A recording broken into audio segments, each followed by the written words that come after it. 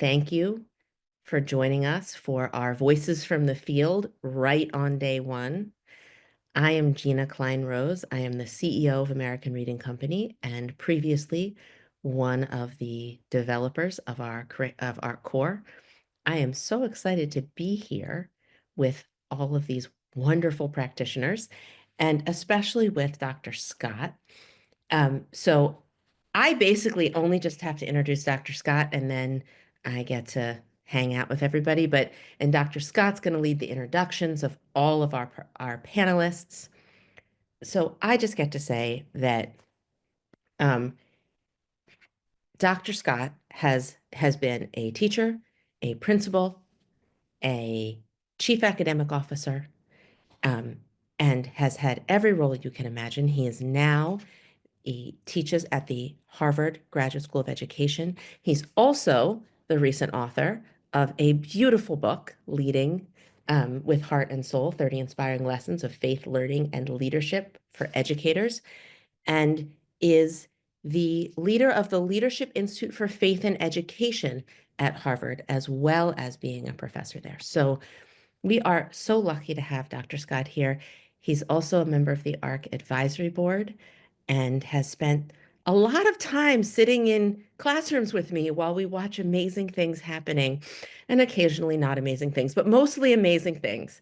So, Dr. Scott, thank you so much for leading this conversation. Thank you so much for having me, Gina. I really, really appreciate this opportunity.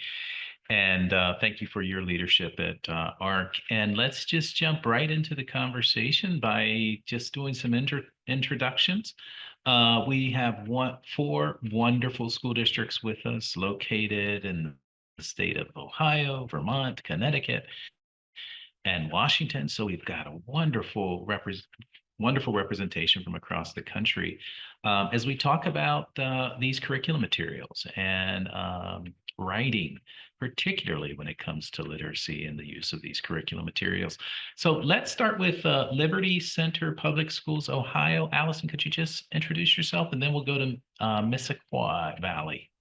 My name is Allison Postel. I am the Liberty Center Elementary Principal. This is our 6th year of full implementation using American Reading Company. And I'm really excited to be here today.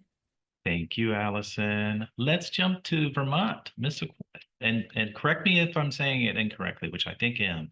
Missisquoi Valley School District. Sarah, then Maya, then Eliza, then Sierra. Hi, everyone. My name is Sarah Block. I'm a second grade teacher at Swanton Elementary School, and it's pronounced Missisquoi. And we are really excited to be here. Hello, my name is Maya Petrie. I'm also a second grade teacher coming from Swan Elementary School in the Missisquoi School District.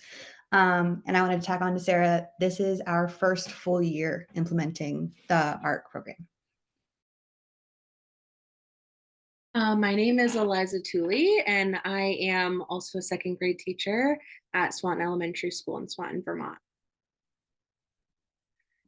Hi, I'm Sierra Victor, and I'm also a second grade teacher at Swanton Elementary School in Swanton, Vermont.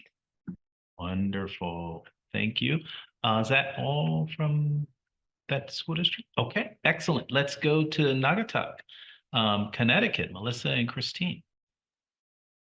Good afternoon, everyone. My name is Melissa Cooney, and I am the Assistant Superintendent of the Naugatuck Public Schools in Connecticut. This is our first year of full implementation in our elementary schools with ARC core. And I am Christine Murphy-Salvucci, also from Naugatuck, Connecticut. I am the elementary school principal at Salem Elementary School. And like Melissa had just said, we're in our first full year. Last year, we had 2 grade levels implement ARC, and this year we have the rest of them are implementing. So our teachers are in various spots, but we're all loving implementing so far. Wonderful. Thank you so much from Naugatuck. And then let's jump over to Washington State and Prosser Public. And we'll start with Kevin and then Jessica, then Tatiana. The principal of Woodstrand Elementary School in the Prosser School District. This is our 3rd year of full implementation. I'm Jessica Perez. I'm the bilingual reading specialist. I'm Tatiana Quijano, fourth grade teacher, bilingual classroom. Wonderful. Thank you, each of you. I think we have everyone. Let me make sure of that. Raise your hand. Excellent. Well, let's just jump right into the conversation and we'll start with Liberty. Allison, there's this question, and I really appreciate that everyone talked generally about where you were in the process of implementation. Some first year, some just into it, some a couple of years. So why don't we start with you, Allison, and then we'll go through each district from your perspective.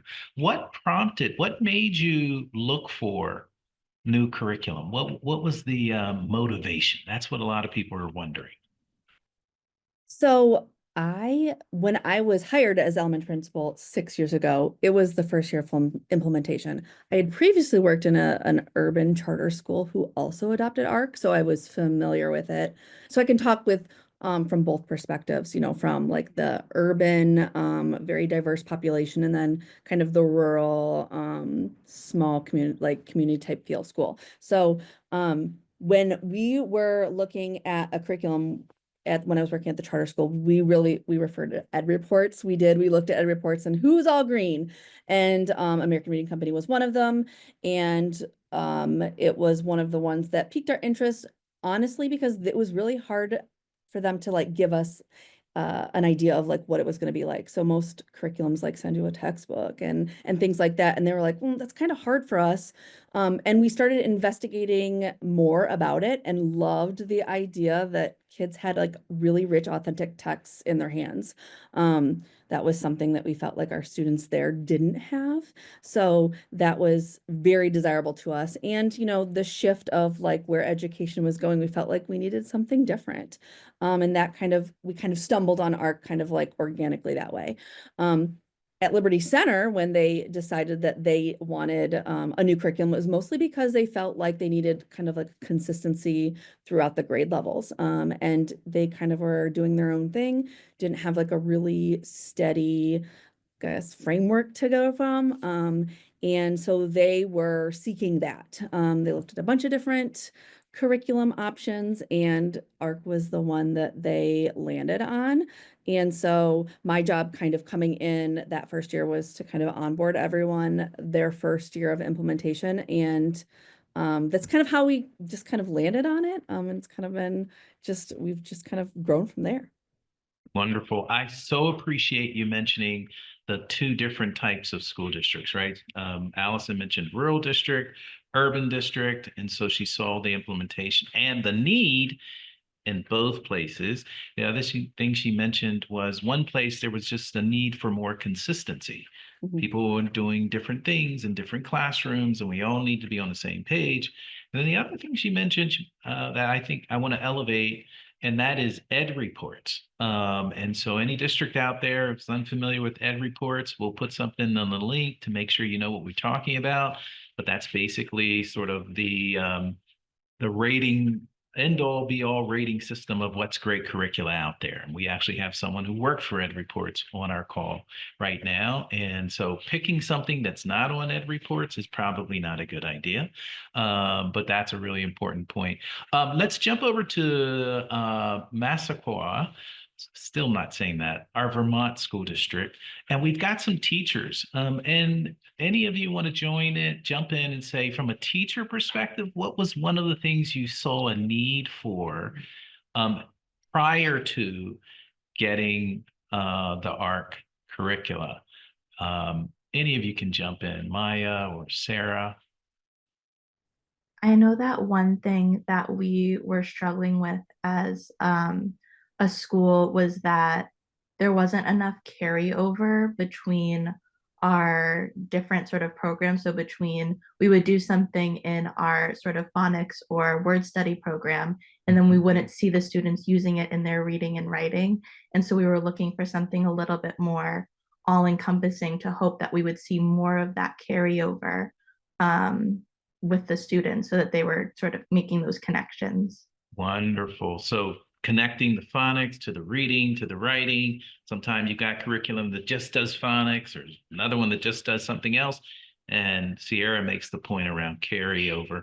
Sarah or Maya want to add anything to that? Yeah, I can jump in. Something that I also noticed was the curriculums that we were pulling from originally, we didn't have a clear scope and sequence. So it was kind of bouncing around various skills, whereas we were looking for a curriculum that kind of just set our students up to succeed rather than bouncing around in one skill and not implementing it and transitioning it over, to writing. And I think also we were looking for a program that holds our students accountable, and some of our programs weren't, and our students weren't making the growth that they could and that we know that was there. And so with ARC, we've just been seeing the success in our students and the growth in reading and those writing skills. Beautiful. That accountability element, really important. Maya or Eliza, before we move on to another. Maya, looks like you want to jump. Sure. I've been at Swanton for 3 years now, so I've kind of had our previous framework or lack of kind of or framework, and now going into ARC this year. And I've definitely, like Sarah and Sierra was saying, really am seeing the crossover and the transition of all of the skills. I've also been seeing a lot more engagement in reading this year with the large library that comes with ARC. And the variety of books that come with ARC. And that's been a big thing I've seen in my classroom is the want to read and the interest to read, no matter what level or where the kids are at with reading. Such an important point, and an important point, and something teachers would see right away, right? That level of engagement. You start to see some different levels of engagement in the classroom, you're going to notice that. And then the library, the assortment of topics and content areas that connect to students' interests was really important. Eliza, did you want to add? You don't have to, but in case you want to. Yeah, I can. So I've taught a few different grade levels before, and I've taught a few with a few different programs before. And something I really enjoy about this program is how the structures and routines are integrated into the program. And that's something that I haven't seen previously with others. As we all know, students thrive on structure and routine, regardless of their age. And it's just great seeing that, students in kindergarten are getting the same routines and that carryover, like they've talked about. We're seeing that up through 6th grade, which is really exciting. Beautiful. The structures and routines, again, from a teacher perspective, absolutely essential. Helps with classroom management, right? And so many things that's happening in the classroom. Thank you, guys. Let's jump to Naugatuck. Melissa and Christine, what were some of the drivers for you guys moving in this? Thank you for that question. In Connecticut, we had some new legislation that was requiring districts to select a state-approved program that was grounded in the science of reading or apply for a waiver. And for Naugatuck, we could have applied for that waiver and used our own homegrown curriculum. But with that said, we were seeking potentially to shift to a program that's grounded in the science of reading prior to that legislation. And so we were using data, both feedback from staff, but along with other more summative data points to help us with that decision making. And we examined, at that time, there were 6 approved programs in Connecticut. And honestly, ArtCore was the program that stood out among all of the other approved programs in that the components of the science of reading, so those 5 pillars, are clear. And then beyond that, the program seemed to align philosophically with our core values and had a focus on cultural responsiveness, a focus on supporting multilingual learners. And as I believe Allison mentioned earlier, the importance of providing our students with authentic text and the beautiful libraries. Additionally, the program has a strong focus in writing instruction and developing a culture of readers and writers, and we know that those two areas of literacy are so interconnected.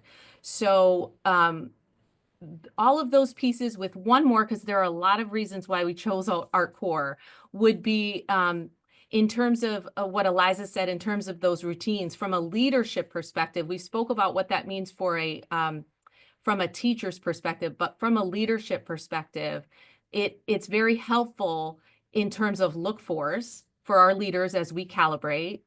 And additionally, for lost instructional time that could potentially occur when those routines are not in place. It's done in such a systematic way that there will be less lost instructional time, and students will be able to pick off where they left off in the prior year. And I know I said one more point, but I have to focus on the explicit instruction and structure for small group as well. That was a big driver for us. And there were many other. Christine may want to add on to that. Let me just, before Christine jumps in, let me just, I won't do this for everyone, but I want to highlight a couple of points that you mentioned that are distinct from the other points. Melissa, you can tell you guys are educators because you build so nicely off of each other, even if you didn't know what someone's going to say.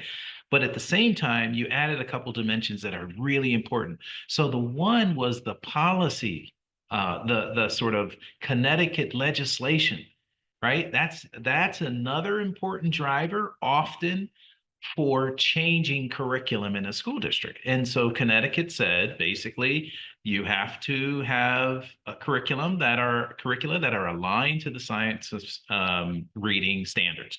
And so while Melissa said they were still moving in this direction, when the legislature says you have to move in this direction, you've got to move in this direction. And so for some of you out there in the audience, the push may not come internally from the district, it may come externally from the legislature. So that's a really important point to consider. And as a school district leader, that's oftentimes, I mean, it's something you can lean on. You can say, well, we got to go here. The legislature is telling us we got to go here. We got to go here. But you also mentioned, you built on the point around authentic text. Cultural responsiveness, I think, is really important to elevate. Something that, let's just face it, could be difficult to talk about in certain terms these days was still important to this school district. And so they were looking for that. And you will definitely find that when you work with these materials. Really wanted to elevate those points. Christine, go ahead and jump in. All right, thank you. So to kind of piggyback off what Melissa was saying, the Right to Read initiative here in Connecticut was, from my perspective, like a game changer, right? So prior to being a principal, I was a reading consultant. And so I've been focused on moving people that I'm working with and colleagues towards thinking about the science of reading. So when we were kind of like moved in that direction, it was like really amazing for us. And when I wasn't in the original choosing of the Art Core program, I was able to see it as that was like dwindled down to that. I loved the amount of text. Everything was so engaging. I love how it went beyond just decoding and really works on developing critical thinkers, strong communicators, and our students are really engaged. So that is probably the best point for me being a principal. Going into classrooms, kids are excited about reading. They see themselves as writers. They're excited for writing. And the ARC program really intentionally integrates all of the different components. So it gives us that nice, strong foundation. And we know that we're able to consistently deliver best practices across classrooms and across the entire school, which is great. Beautiful. Christine builds nicely on Melissa's point around look-fors. As a principal, you don't, let's face it, we're not in the classrooms as often as teachers are. And so we have to be able to look, what am I looking for? What am I looking for? And that consistency that someone talked about is something that you look for when it comes to moves, instructional moves in the classroom. You talked about small groups as well, and critical thinkers. Another really, really important point I just want to elevate. Okay, Prosser. Kevin, why don't you kick us off, and then we'll hear from your colleagues what were the motivators that you guys were looking? Well, we actually didn't adopt a curriculum well, let me start.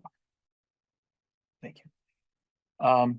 We hadn't adopted a curriculum since 2001. So that was a big motivator. Money was an issue, but the ESSER funds came through. So we were able to utilize those ESSER funds and we took advantage of that. We did establish some non-negotiables before we started digging into the different curriculums. We also used ed reports. But some of our non-negotiables was that there was parity between the bilingual materials and program that we have and the monolingual English we designate the other classroom. And then there had to be an integration because we're all fighting time in education.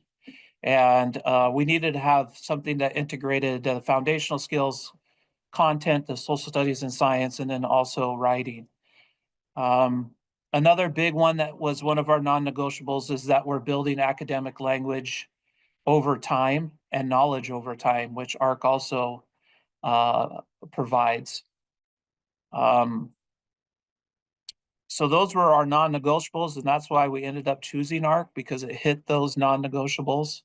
But there were some other things that were very important to us that weren't necessarily non-negotiables, and that was the foundational skills and being able to address foundational skills early on and often. And in order to do that, you have to have data that is easily available, and the data is in real time.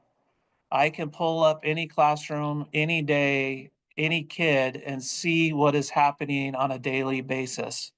And that drives our PLC conversations. It drives our strategic grouping or the equity groups, like ARC calls it. And I want to say strategic grouping instead of small groups, because there is a difference.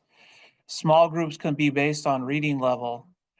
ARC allows us to do strategic grouping, which is based on skills. The students might be at different areas on that level, but they might have the same skill. This allows us to pull those groups together with the students that have the same skill that they're working on and address that. The data, I just can't say enough about the data though. The strategic grouping data is, like I said, in real time, and it has helped us tremendously to meet individual needs. Awesome. Let me say a couple of things before I want to elevate a couple of things before I go to Tatiana and your colleague there. I don't want to miss the point. Kevin said they had not done a new curriculum adoption, and I don't know. I didn't do the math around the years, but I think it was a double-digit years of math, right? And so for some of you out there in the audience, it's time. This is what I wrote after Kevin. It's time for something new, right? So that's one thing. The other thing that Kevin mentioned, which is really important, was funding. He said they leveraged the ESSER dollars. We know that ESSER dollars are going away, and hopefully we're not sure what else will go away, but ESSER dollars are definitely going away. And so thinking strategically about what are the resources that you can use to do this is really important.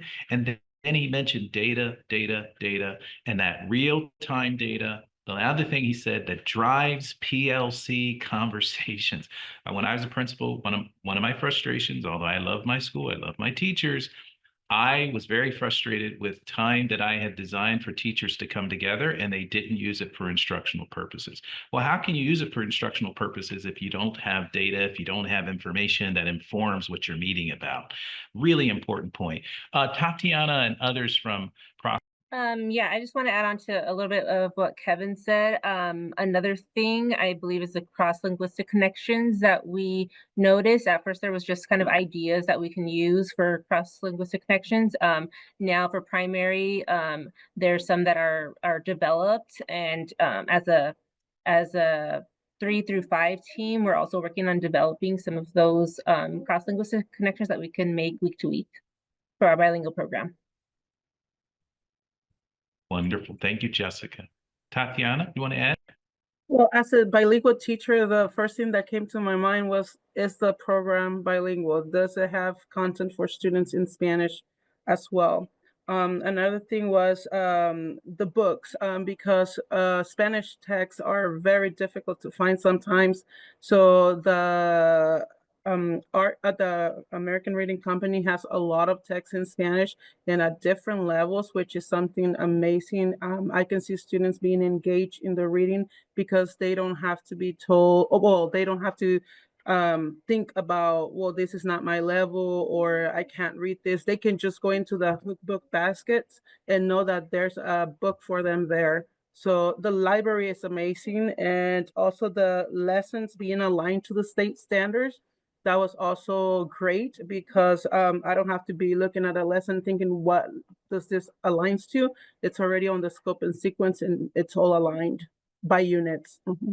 Wonderful. Thank you, Jessica and Tatiana.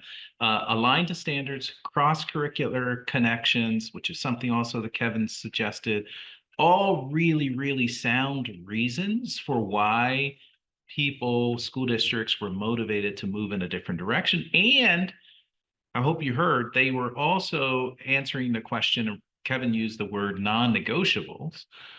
What are the things that you're looking for when you go out looking for a curriculum? It's one thing to say, I need a new curriculum, but if you don't have some sort of guidelines around what you're looking for, no telling what you might land on. All right, let's jump into wonderful sort of foundational conversation. I want to go to the question of writing, and I'm actually going to allow you to raise our colleagues, if you want to answer this question, rather than me going through, just raise your hand, and anyone, and I'll just go based on hands, to talk about how you see writing sort of deeply connected to the ARC materials and what's that doing for advancing students' learning and literacy skills, and so forth and so on. Who wants to kick us off with the writing? You can raise your virtual hand, and then I'll just call on you. But you have to raise it today. Just kidding. I know you're. Go ahead, Allison. You kick us off. Okay. So what is really unique and special about ARC is that, and I guess the topic of this webinar is writing on the first day. So it kind of transitions kids into the whole, I guess, curriculum by having this first 6 to 8 weeks, depending on how long it takes you, of the literacy lab. So like establishing routines, getting kids used to, this is a shift in like how a lot of teachers and schools have taught students how to read and write in the past, in my opinion. Like it's not like your basal reader. And so it offers students those opportunities to maybe even like the first day, they're going to read a book, read aloud. It's a book that all kids can identify with and then ask probing questions that they're going to write about. And so I think for me, like in my first year, my first grade team probably gave me like the biggest pushback when I came in, and I was like, we're doing this. And they chose this curriculum anyway. But as we were getting into it, they're like, there is zero chance our kids can do this. They were absolutely not going to believe it. And I'm like, no, we're doing it, and then we'll adjust. And it didn't take very long for them to be like, oh my gosh, our first graders they can write, they have their own ideas and thoughts, whether they have a prompt or not, or maybe we're using a rubric in first grade. They're writing research papers after the first unit. So it really, it was, they kind of like the proof was in just like what the kids were able to produce. You raise the bar, kids meet it. And so that was really exciting to see and feel alongside them. Like I had experience with this whole curriculum prior to coming in a very different environment.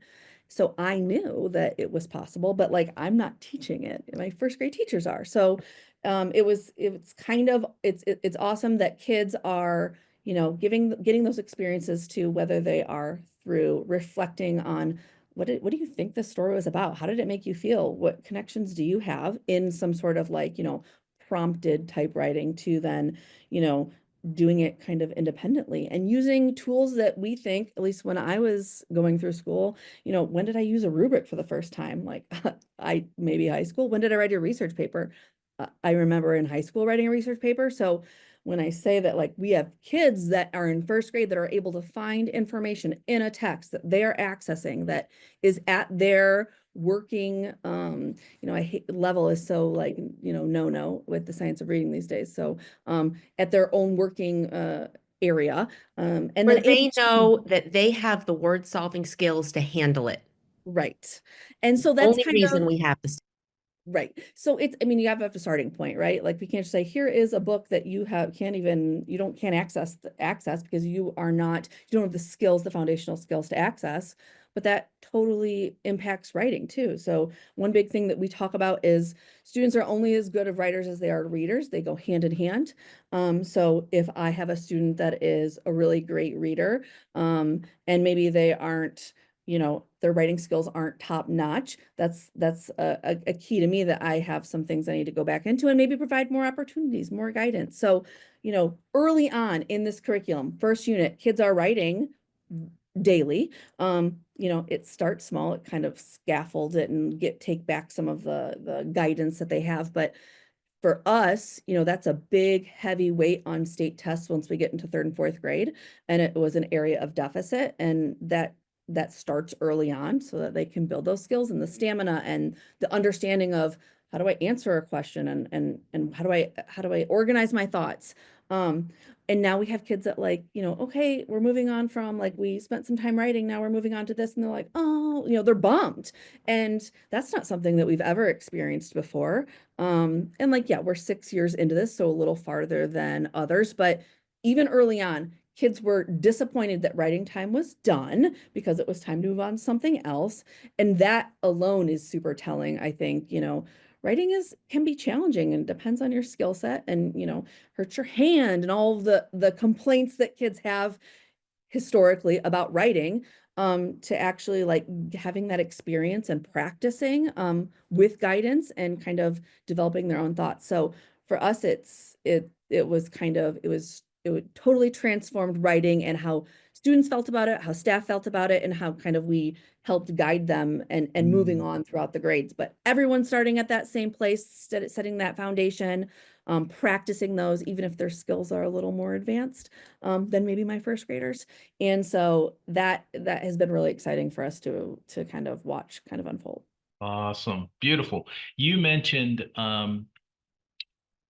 what I would describe as a wondering on the part of teachers as to whether kids could do it.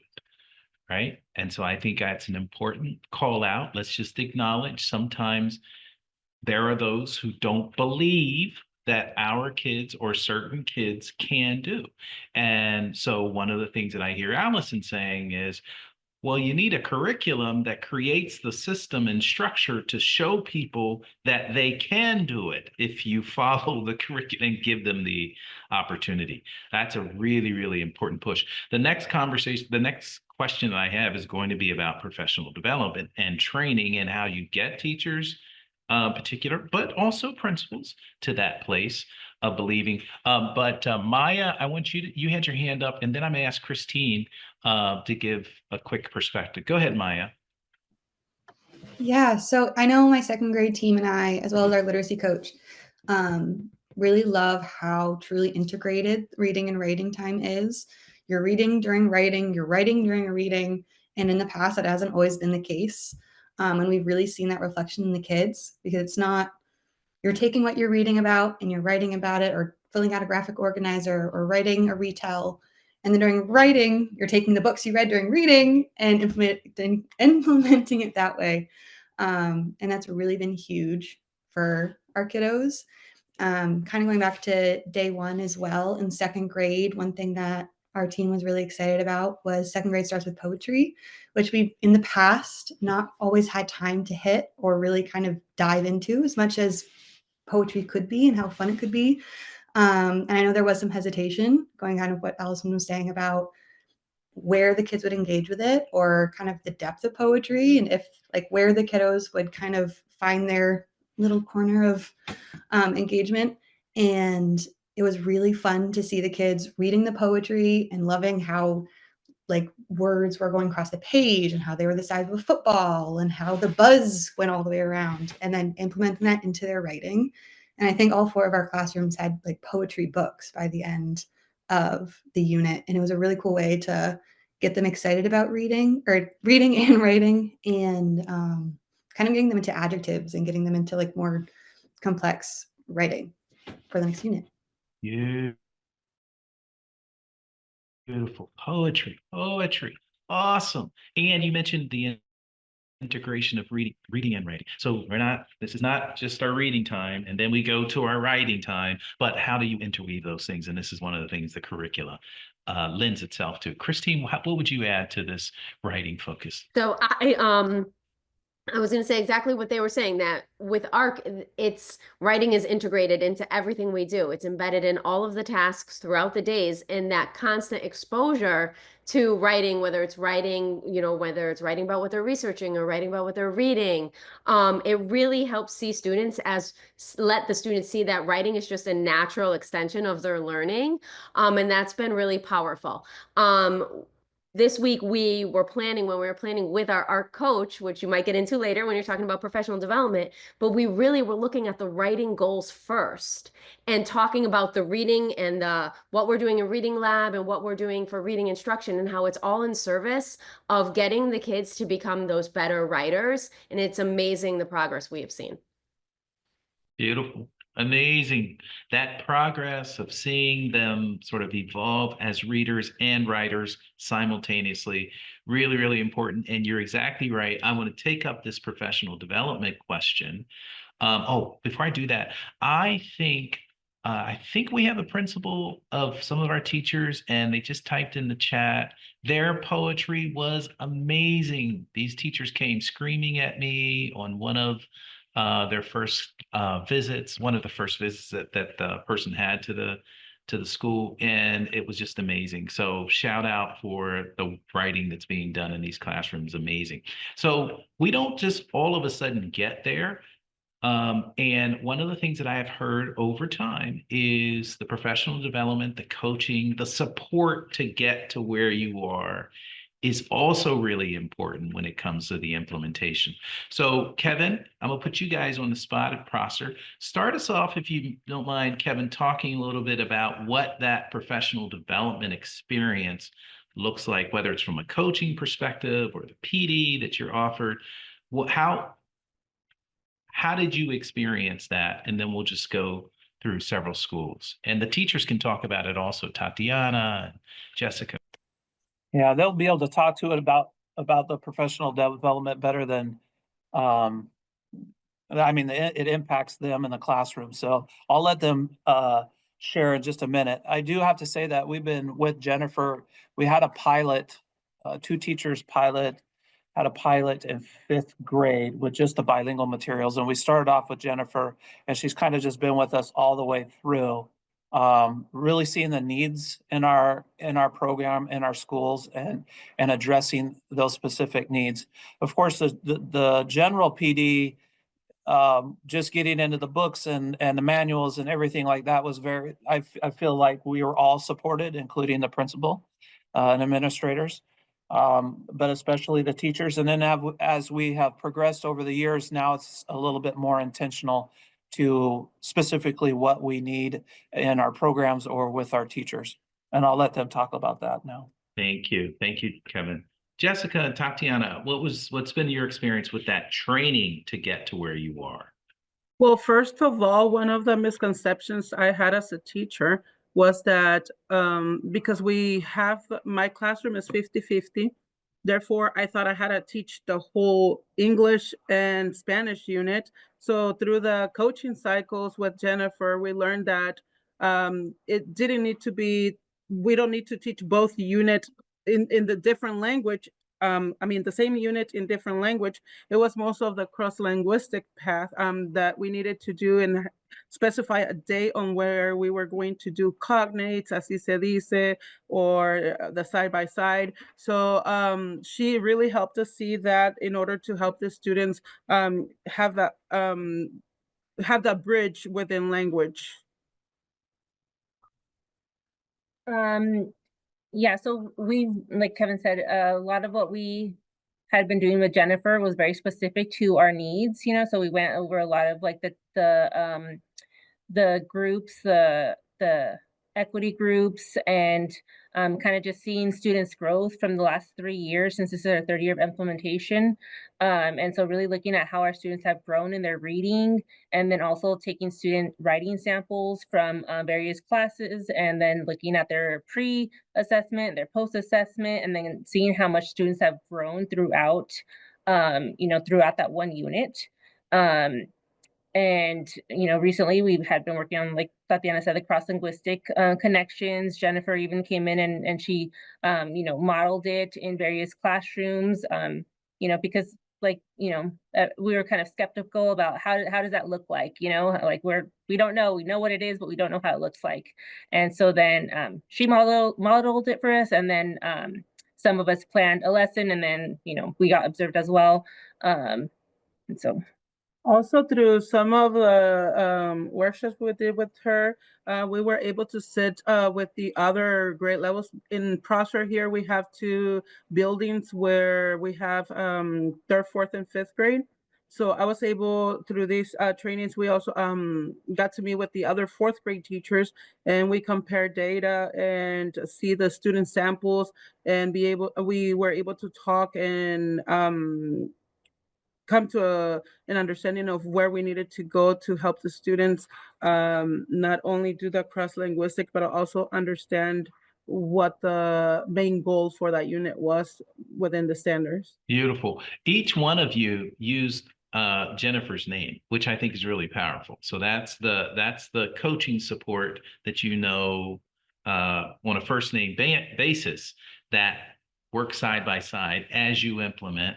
And I heard some skepticism I really appreciate the honesty around, we weren't really sure. And then I think, Jessica, you were like, we just didn't know what it looked like, right? And so that whole idea of having someone work you through a process that you can't see yet is really important for coaching. Thank you so much. Go ahead, Melissa. Go right ahead. No worries. I had to raise my hand and share and give a shout out to our coaches from Art Corps, from Kristen, who leads our leadership learning series and uses the improvement science model. It's all the way down to our coaches who do the monthly coaching cycles in our schools. It's a level of professional learning that I have not experienced before, because it allows for us to be able to personalize the learning based on the individual needs at each of the schools.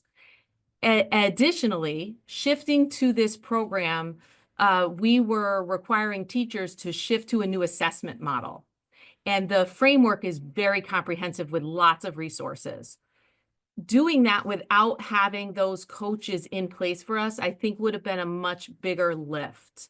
So we're able to monthly have conversations where we're looking at school pace and looking at that data, learning a little bit more about it, learning about when to push appropriately students along that progression or their power goals. And so we have conversations around small group. We walk our classrooms and do coaching cycles with Tier 1, including small group instruction. And ARC uses a procedural feedback protocol that we've been implementing in the various buildings that's allowing us to calibrate our language and a coaching cycle. And the coaches are also using a gradual release with that model with our leadership leaders. And so as we move to our next year of implementation, and we'll scale back on some of that support, it's allowing us to create some routines as a leadership literacy group that will be sustainable. And so very much appreciated. The coaches, I can't say enough, and I could shout them all out. I did. Gail's on here. Gina's on here. I gave her a shout out. Alicia, Kristen, Sarah, they're just amazing. That is awesome. That is awesome. So important. Melissa mentioned assessments, which I want to elevate also. Can't think about curricula without thinking about assessments, right? And so what she said was we're a complex assessment system, but the curriculum is allowing us to teach in a way that's aligned to that. Tailored PD, I thought that was another really important point. We all know what it looks like to have sort of PD in a box that we're going to do it no matter what school it is. It's going to be the same way. How do you ensure tailored PD? And also working with school leaders. Really, really important when implementing at the school level and the district level. Sarah, your hand is up. Go ahead. PD. Yes, something that we've really talked about a bunch in our PLCs is how to tailor our differentiation for a variety of learners. So within the 4 classrooms that are in Swanton Elementary School, we have some students who are still grasping letters and letter sounds versus some kids who are reading and writing at a 4th or 5th grade level. And we want to be able to tailor their writing and education to each of those students. And so it's been a topic of interest for all of us to make sure that we're figuring out how to target those students to make sure that they are finding success no matter where they're reading and writing. Very important. Thank you to be thinking about tailored support, not only from school level, but from individual student level. And what I hear Sarah saying is this enables that. This particular curriculum enables that. Look, we're coming to close to the end of time, but I want to make sure that I get this question around. So one of the things we always do during these conversations, we never want people to feel like things are perfect, right? So we implemented this and it was just gumdrops, and I don't even know what they do and when it comes to showing perfection.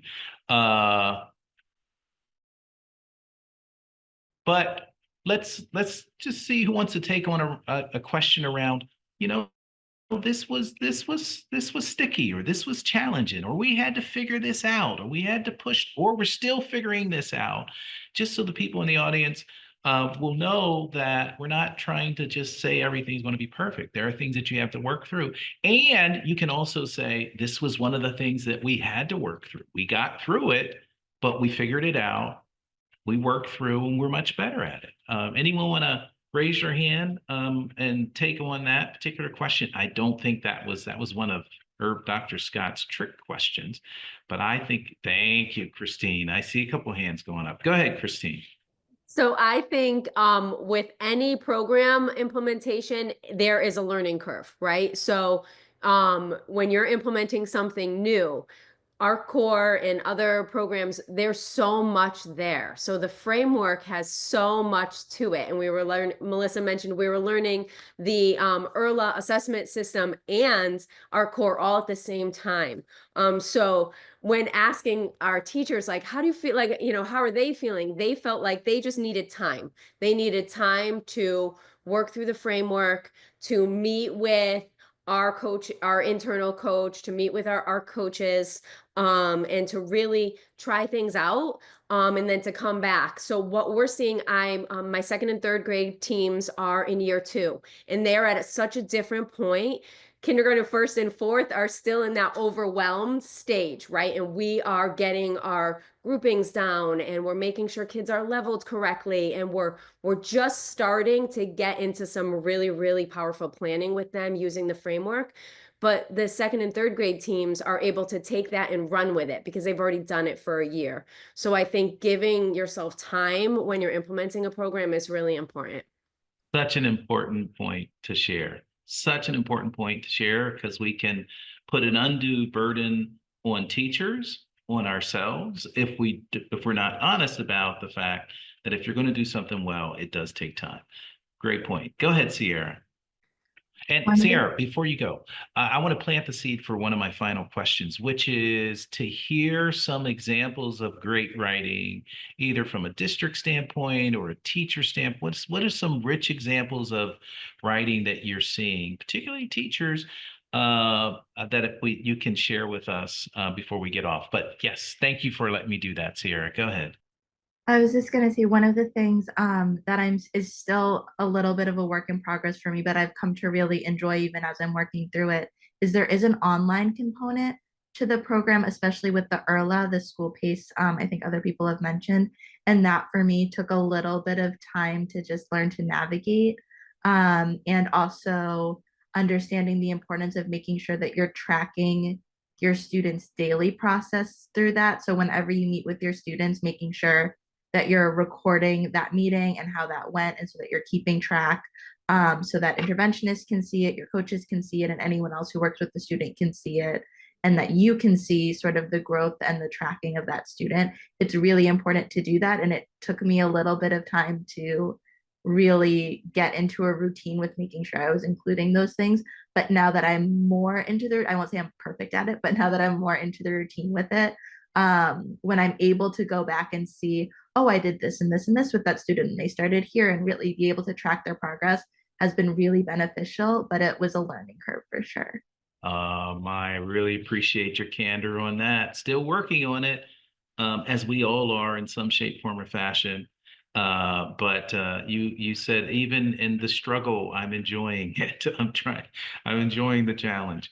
Wonderful. Kevin, I think it was, who mentioned he's able to see where students are based on the data of all the classrooms and all the individual students. What can someone share some examples of writing, some rich writing examples that you've seen? I have some samples from students. I don't know if you want me to share the screen, but pretty much we can see from the initial evaluation to the end evaluation of each unit. I have unit 2 with me for 4th grade. You actually have the visual? Yes. Michael, can we have her share it on the screen? You were just made the co-host. Go ahead, Tatiana. Okay, so the one on the left side, it's the initial one, and the one on the right side is the end evaluation. This is a student who started as a 2, level 2, meaning from 1 to 3, which is our grading system for 4th grade. This one was at a 2 and went to a 3. Ariana is another student. As you can see, her Spanish writing was very difficult. Not a lot of writing. Then at the end of the evaluation, you can see how she wrote a little bit more. You can see spaces. You can see how it's more understandable. I'm really proud of this student because she was one of the students that was a little bit reluctant about writing because she didn't know how. But you can see the end evaluation on how she improved, and actually through the rubrics that ARC offers to, she was able to organize her writing and be able to come up with that. Then I have this other student. Let me move this. And you can see this was her initial one. And not a lot of writing, and it wasn't what it was expected at that moment yet. So you can see how hers, she even added this page because she wanted to make sure she fit everything she wanted to write. So you can see that her engagement in writing has improved, and she has more to say based on the research she did. Thank you. I think that's the first time I've been on one of these calls where we've actually looked at student work during the call. Way to go. Thank you so much, Tatiana. And we can see the progression, right? In some ways, the foundation being laid for that work through this curricula. We're coming close to the end of the call. I don't want to go over time. And I do want to give Gina an opportunity to say anything as sort of a closing statement. But what I'm going to ask each of our participants to do, because I'm going to come back to you, you're going to end.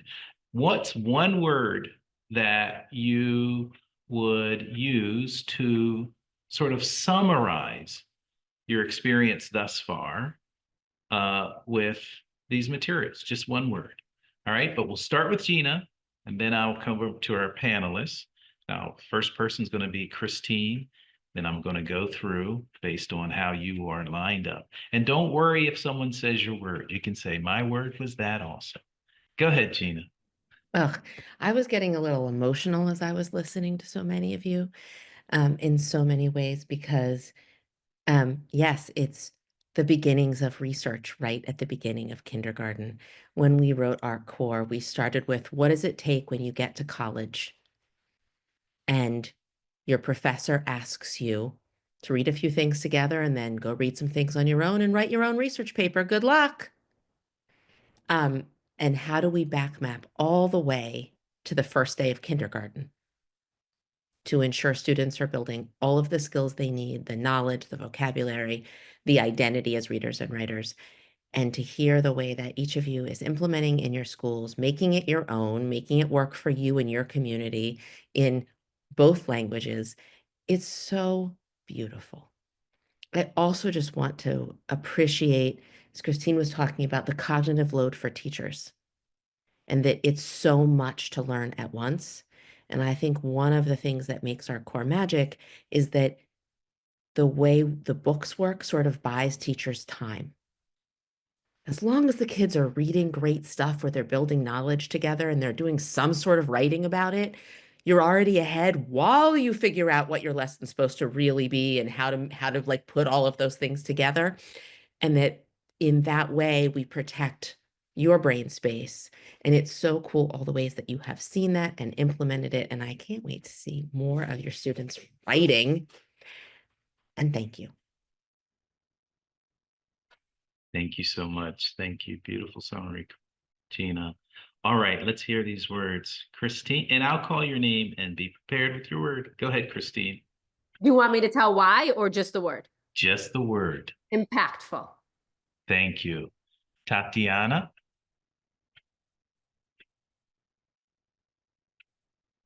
Challenging.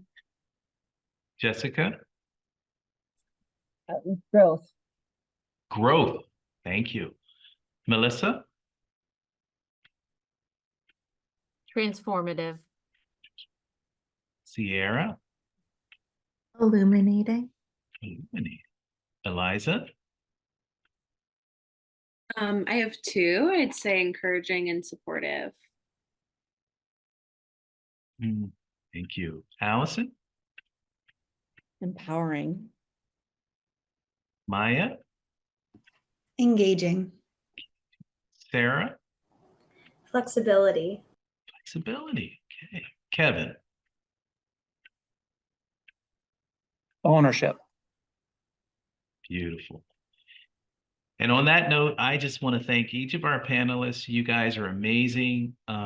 You do the work on the ground. You bring all of these materials and these techniques and these strategies to life. And as a result of that, you give our kids life. You give our communities life. You give this nation life through powerful teaching and learning. And we want to say thank you. I really mean that.